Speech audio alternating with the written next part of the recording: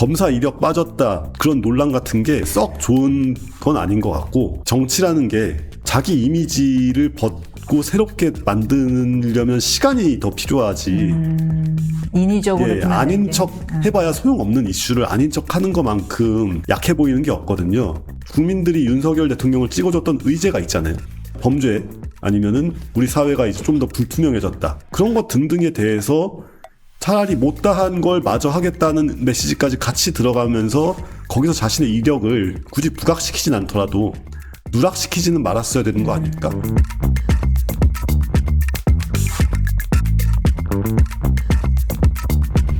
그렇다면 이제 궁금한 건 국민의힘의 플랜 B인 것 같아요. 네. 국민의힘은 어떤 플랜 B를 가져야 할까? 네. 이게 그 이름만 대도 싫어하시는 분들이 많지만 이준석 의원이 정확하게 얘기를 하고 있는 게 네. 경선 일정과 룰을 짜야 됩니다. 아니, 맞아요. 굉장히 똑똑해요. 네. 이준석 의원이 이게 정치 공학적이나 정치 뭐 어떤 전략을 짜는 건 상당히 빼어납니다. 네. 아니, 다 떠나서 예. 윤석열은 어떻게 대통령이 되었는가, 네. 이걸 생각을 해볼 필요가 있는데, 오케이. 네. 옛날에 이제 그때는 새누리당이었죠. 새누리당 시절에 대통령 탄핵을 겪고 자유한국당이 되어가지고 이제 그때까지만 해도 탄핵을 당한 정당이라는 그 딱지를 벗어내지 못하고 있었잖아요. 그래가지고 대선 한 번은 처참하게 졌고 또 다른 대선을 앞두고 있는 상태에서도 그때까지도 탄핵의 강을 건너지 못하고 있었습니다.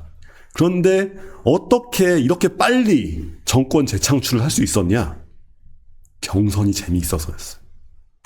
경선이 재미있어서. 윤석열이라는 문재인의 검찰총장이 갑자기 반대편 정당에서 대선 후보로 나오는 이 흥미진진한 상황이 국민의힘이 탄핵을 경험한 정당, 탄핵당한 대통령을 배출한 정당이라는 그 과거사 같은 걸 싹 잊게 해줄 정도로 사람들이 그러니까 이게 선거를 총선도 거의 안 찍고 대선만 찍는 분들도 있는데 그런 분들은 진짜 약간 이렇게 그 드라마에 끌린단 말이에요.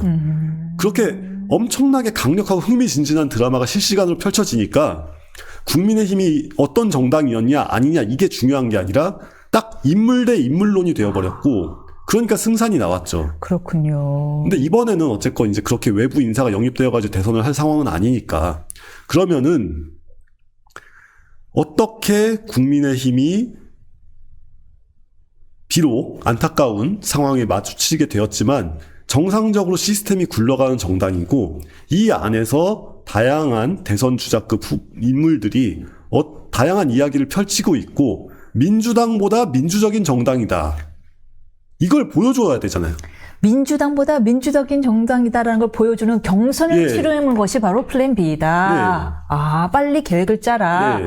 이런 말씀이신데 지금 참 이도저도 못하고 있는 국민의힘 입장에선 답답하겠지만. 그러니까 이제 이런 얘기를 하면은 여러 영향력 많으신 분들이 아버지도 안 돌아가셨는데 제사 준비하냐 이러는데 아버지가 안 돌아가셨으니까 그 특정 업체 죄송합니다. 아버지가 안 돌아가셨으니까 상조 업체에 미리 가입을 해야죠. 아버지 돌아가시고 나면은 그거 가입이 안 되죠. 그러니까요. 돌아가시기 전에 가입을 해야 됩니다. 그리고 상조의 가입이다. 물론 아버지가 더 오래 살아 계시면 그 보험금 낸 게 좀 그 헛되이 쓰인다는 아까운 마음도 있겠지만 지금 보험료가 좀 싸잖아요. 일찍 그렇죠. 우리 밑에 광고 들어가면 좋겠다. 지금 그쵸. 지금 딱 밑에 자막으로 이렇게 하나 광고 들어가면 좋겠는데. 아니, 너무 적절한 비유를 많이 해주셔서 정말 역시 젊은 분은 다르구나 싶은 생각이 듭니다만은 그렇다면 경선 이야기 국민의힘이 빨리 새로운 인물은 아니더라도 민주적인 방식으로 더 민주적인 경선을 하면서 흥미를 끌어야 된다라는 얘기를 했는데 실제로 지금 조용하던 분위기에서 이제 좀 대선급이라고 부르는 잠룡들이 나 나갈래라는 목소리를 내고 있습니다. 지금 오세훈 시장, 홍준표 시장 그리고 심지어 유승민 시장도 오늘 라디오에 나왔는데 나도 아직 정하진 않았다라고 한 걸로 나올 마음이 있는 것 같아요. 그러는 와중에 한동훈 대표가 책을 냈습니다. 내자마자 베스트셀러에 올랐습니다.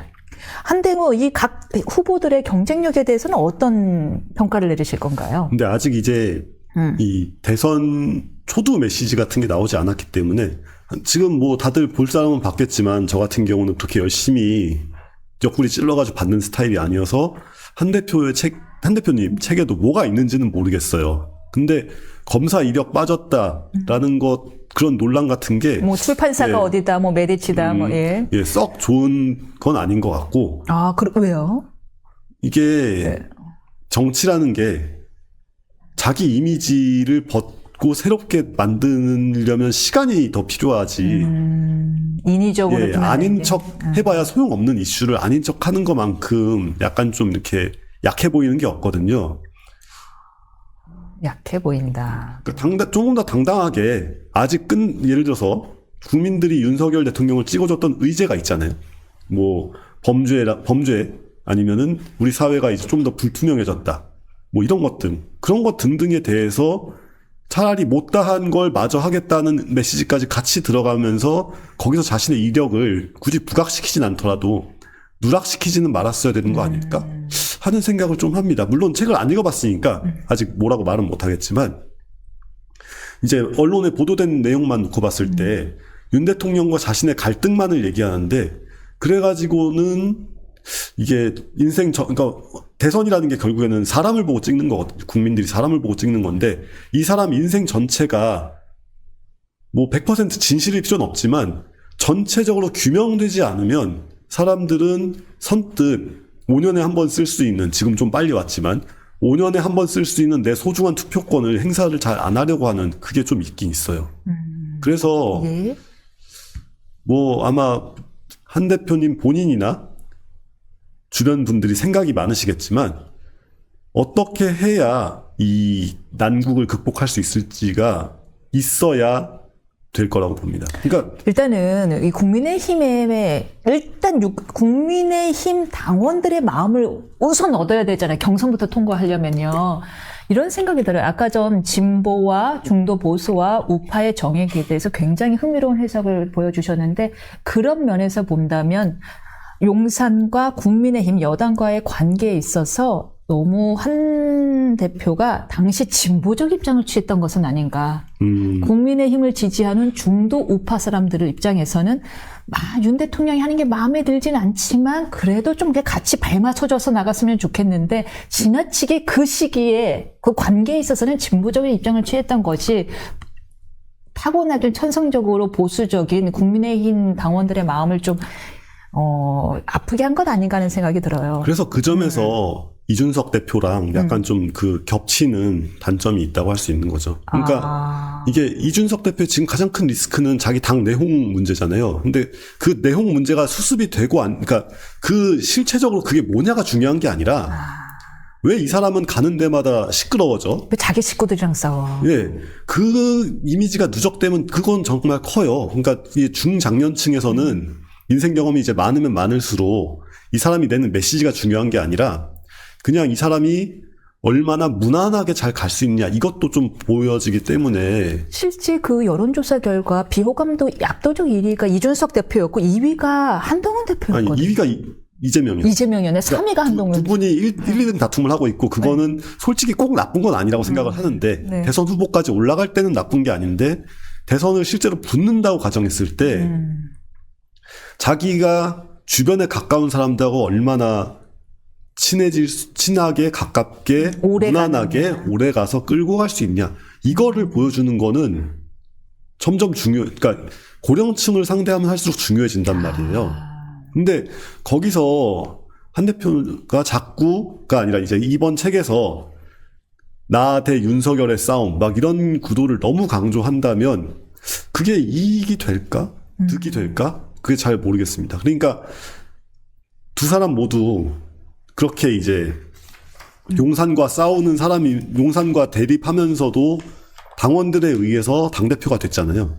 근데 그 당시에는 어쨌건 대통령이 건재하고 국민의힘 유권자, 국민의힘 그 당원들은 특히 TK 당원들은 오히려 자기네 동네에서 계속 정치인들이 안 바뀌니까 정치가 안 바뀌고 거기에 대한 답답함이 되게 크단 말이에요. 그래서 최대한 국민의힘을 개혁적인 방향으로 끌고 가는 투표를 전략적으로 했습니다. 네. 그러니까 PK 당원들이 했어요. 예. 그래가지고 당대표를 만들었지만 실제로 대선 국면에 왔을 때까지 똑같은 구도를 가지고 있어가지고 과연 그게 납득이 될까 당원들한테. 그 안타까움이 좀 안타까움 뭐 아직 까보지 않았으니까 모르겠지만 실제로는 그 선을 어떻게 잘 가져가냐가 제일 중요하지 않을까 싶습니다.